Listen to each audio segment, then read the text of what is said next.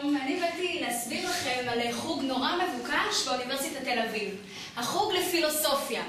בטח כולכם חושבים, מה פילוסופיה? מה אני צריך פילוסופיה? אני רוצה לומר לכם שבעזרת פילוסופיה כל אחד ואחד מכם יכול להרוויח 100,000 שקל בחודש לפחות.